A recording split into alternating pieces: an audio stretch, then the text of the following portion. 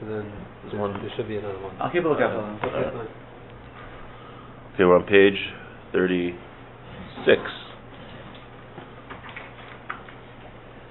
Borrow someone's phone. What? Can I borrow a phone? I gotta call my wife. Steve's in trouble. Okay.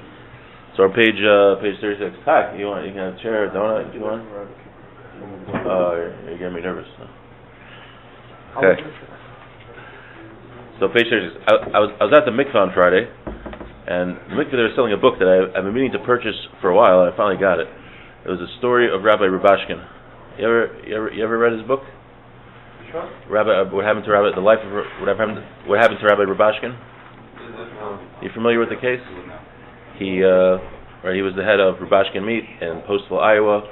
The government did a raid, and he had a trial, and he was sentenced to 27 years in prison, which was more than anybody ever for such a crime, even more than the CEOs of Enron for what he allegedly did, which was like an accounting error.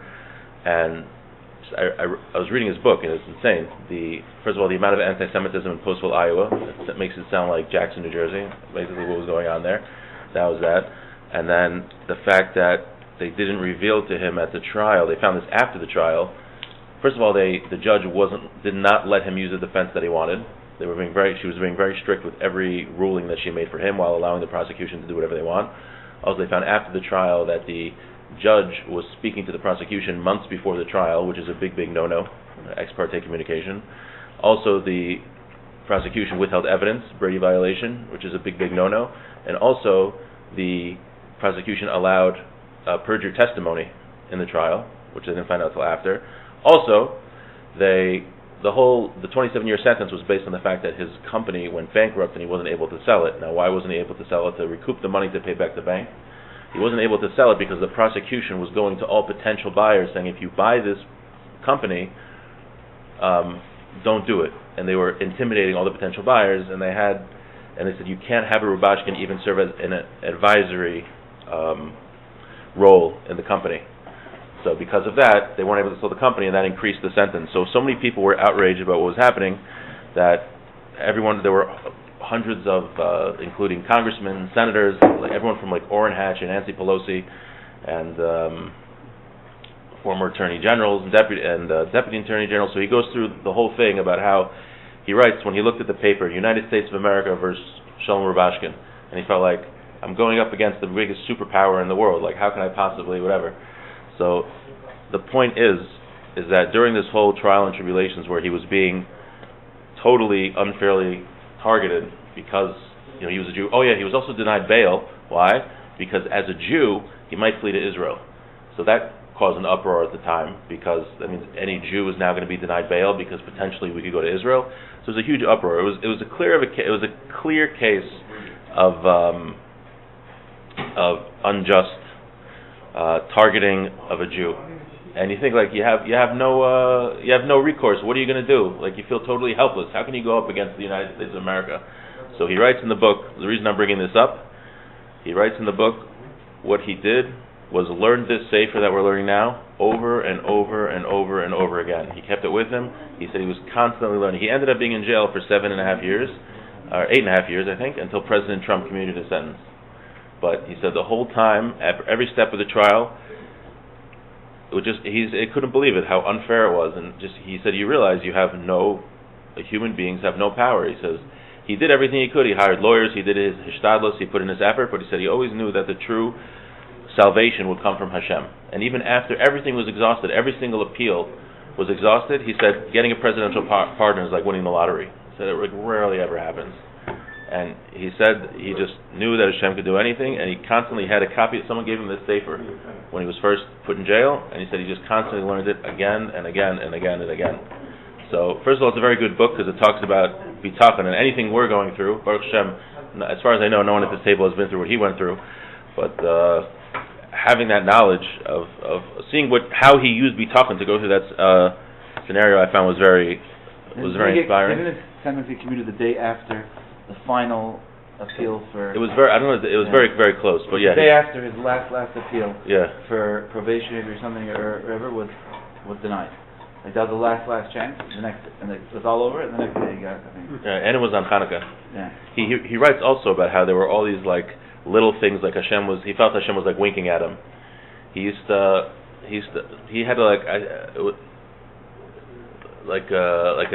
sign with his family, like Aleph Beis Gimel, saying for Emunah Bitachon Geula, faith, trust, and redemption. Aleph Beis Gimel, so we say Aleph Beis Gimel. And then one day the trial was in South Dakota. What Jews are gonna be in South Dakota? There's some guy, he's a Lubavitcher, so there's some guy walking along, he says, "Are you Jewish?" And the guy says, "Yeah." He says, "You put on film today?" He says, "No." So there's a random guy, they have a picture of him in the book, puts on film, he says, "Wow, thank you so much." He's like, "All I remember from Hebrew school is Aleph Beis Gimel." He felt like Hashem was like winking at him, like it'll be okay. Yeah, but to answer the question, I was going to ask if there was any Jews on the persecution team. I don't know, they weren't. But you read, he starts in the beginning, and just the township, the local government was going after him also when he had the plant, and they found recordings that they were going to have certain hearings that were relevant to the Jews. They recorded that, let's do it on Friday night so the Jews can't protest what we're doing. It was clear anti-Semitism, clear prosecutorial misconduct. It was perjury. The prosecution knowingly allowed perjury. He writes perjury. Even if he was 100% guilty, no one ever got. That's to that. Right. They pointed the head of Enron, who caused a loss of $80 billion, got much less than Rubashkin. And the prosecution originally asked for a life sentence, and then someone convinced them to ask for 25 years, and the judge gave him 27. It was the other thing, her husband. Right, so her husband had stock in the prison company where there was a bunch of illegals that were being hired there. They sent the illegals to this private prison that her husband had stock in. Now, what's with the illegals? They originally arrested him for hiring illegals, but they all had documentation. It was forged, but he didn't know that. And there's a law he wrote in the books that the federal government, because they're protective of illegals, you're not allowed to investigate them too much, because it'll be like racist or whatever. So they showed him papers. What's he going to do? So then they were trying to get him on that. Anyway, but my point is that it's a great book because, first of all, you see we have no control over events, and for those of us that grew up in America who had a little faith in the justice system, it's kind of shattered, and we realize that our only hope and the only being we can trust in is Hashem. Okay, so with that, let's learn a little bit here. Page 30. So yeah, again, and the point is that he constantly learned this sefer that we're learning now again and again. So let's do that. He says, when you have faith in Hashem, you have trust in Hashem, you don't have to go to faraway lands to make a Parnassah, to make a livelihood. Now, I don't think this means commuting into New York. I think this means people had to take long sea voyages or caravan rides through the desert to make a Parnassah. He says, if you really have trust in Hashem, you don't have to do that. You don't have to expose yourself to that type of danger to make a Parnassah. Person who does that, travels so far for his Parnassah, it weakens his body and it hastens the end of his life. Commotion Emor, as it says, Ina Baderech Kaitzi Kitzar Yamai. That he's afflicted my strength through a journey, he has shortened my days. Now there's a story about a certain parish. A parish is a person, a very holy fellow, who wants to separate himself from the physical world. He wants to be very spiritual. So he's going to share a story that happened with a certain parish. When he started on his journey of spiritual elevation, he traveled to make a parnassah, to make a livelihood. He saw when he arrived at the city a certain idolater. He ran into him. This holy Jew said to the idolater, how blind you must be and how silly, how stupid you are to worship idols. Amr lo Hamgushi, this fellow said to him, what do you serve? Amr lo Parash, ani oived abari, hayachal hamakalkel, ha'echad hamachif, asher ein kamo. He's like, I serve Hashem, who can supply sustenance to a being no matter where he is. Amr lo Hamgushi, the Hamgushi said to him, Pa'alcha seiseres dvarecha, your actions contradict your words. Amr lo Parash, the holy Jew said to him, Ve'ech, how so? Amr lo ilo hayam masha marta emes, if what you say is true, Hashem could, if what you say is true, Hashem could give you sustenance and give you food in your city, just like He's doing it here. Why do you have to travel? You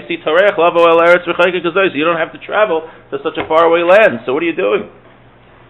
V'nifsaka tainas haparush v'shav la'artzo. He realized the parush was mistaken, the idolater was correct, and he went back to his land. V'kibul haprishus min ha'es hahi. And from that moment on, he accepted upon himself to be this type of holy Jew, separate from everybody else. V'lo yatsa me'ir achar. He never again left the city. So he got a lesson. He got a lesson from this idolater, that if he really, really trusted in Hashem, it seems to be they discuss exactly when a person should leave for a Parnassah, when he shouldn't, but it seems, what they say in the bottom here, it seems that this was a especially holy person. We're going to see that the holier a person is, the less effort, physical effort, and normal effort he has to put in to making a livelihood and doing other things. So this person was on this very, very high level. He shouldn't have had to go to this faraway city. Hashem could give him sustenance wherever it is, wherever he is. Okay. Does it depend on holiness, or does it depend on the level of his reliance on Hashem? All right, the level of reliance on Hashem, making him holy. But that's Don't you find Tanaim who travel for business? that's that. So the Gemara in Bava Metzia says that if you're not having, here it brings 75b, that you could, if you don't have Hatzlacha with Parnassah, you should travel. So they're discussing in the bottom, if you're on page 38. Yaakov Emden has on this what's the difference here that he wasn't supposed to travel. Yaakov Emden says really he went back because he didn't want to hang around idolaters like that. Interesting explanation, but he quotes a lot of different. You bring a valid point, and he brings a lot of things in the bottom here for those that want to look into it. But what seemed to make most sense to me was that he was especially holy. Okay, let's do a little more. Okay, now umehem, another benefit of having bitachon. Menuchas hanefesh v'haguf min hamaisim hakoshim v'hamalachos ha'gufos. Person who has bitachon, he doesn't have to subject himself to a Parnassah that's going to be like dangerous and weaken his body. Right? You won't have to work in the coal mines necessarily if you have bitachon. And he could abandon. He doesn't have to work for the kings. You can make a lot of money if you work for a king. Why? The king also working for him is very dangerous, because people, if you work for the king, are very jealous, and they constantly try to trick the other person, subvert the other person. You can wind up. It's very dangerous. You can wind up losing your head. If you ever saw those, you read like the history of like Henry VIII's court and like all the courts in England. Everyone wanted to be close to the king, and usually what happened is they get close to the king for a few months, make a lot of money, and then someone betrays them, and then they lose their head. So if you have bitachon, you don't have to do one of those risky jobs. You don't have to work in the coal mines. You don't have to work for the king. He's able to provide a person a means of making a livelihood that's better for his body. It's like a normal thing that he doesn't have to suffer. V'shem tovlo, he'll have a good name. A good name meaning that a person who trusts in Hashem, he doesn't have to do a Parnassah, he doesn't have to earn a livelihood, something that's going to make him look bad. He doesn't have to go into shady business deals. He doesn't have to sell products that he doesn't ethically believe in. Right? You don't have to go work for Facebook, that's totally destroying America, or work for Instagram, which is causing suicides among young girls, if you trust in Hashem. Right? Because a person who trusts in Hashem could do a Parnassah where he doesn't have to compromise his values. That's what it means to be a Jew. So in this Rubashkin book also, there were many, many times where he was able to. He talks about how it's just fresh in my mind. I read it over Shabbos. The unions were pressuring him to unionize, and the workers didn't want to unionize. And if he would compromise in certain of his values, then they would leave him alone. And he didn't do. Also, believe it or not, the conservative movement, they had a new quote-unquote hechsher. If anyone remembers, this was about 15 years ago. Ethical kashrus, like, are you going? Is your company following all of the liberal laws for workers and for this and for that? Nothing to do with actually the food, but just that your company is, quote unquote, what they consider ethical. And the conservative movement was also hounding him, writing bad things about him. There were open Orthodox rabbis from Shiva Chovei Torah that were harassing him with similar things. And the Rabbanim said, like, you can't do this. You're giving these people legitimacy, and they're nothing to do with kashrus, right? Because the conservative movement is totally irrelevant for kashrus now, because none of their adherents care if anything's kosher, so they have to come with a new guideline so that they're relevant, because nobody really cares what they have to say anymore. So this was their thing. So they went attacking Rubashkin, but he wouldn't compromise his values to give these people credence. There's a lot of Rishonim out there. Anyway, so a person has bitachon, he doesn't have to compromise his values. Upanai lalibo. He'll also have he'll have time for his heart, meaning he'll have leisure time. He'll be able to devote his time to serving Hashem. A person who has bitachon doesn't have to become a lawyer where he's working, 12 hours a day and he has no time to daven, no time to be with his family, no time to study Torah. A person who has bitachon can get a Parnassah where he has ample time to serve Hashem, because that's what we're here for. Umashu meifik yaisu lechovos taraso. Im yaser monaso ki asibolo tosef lo bechuko.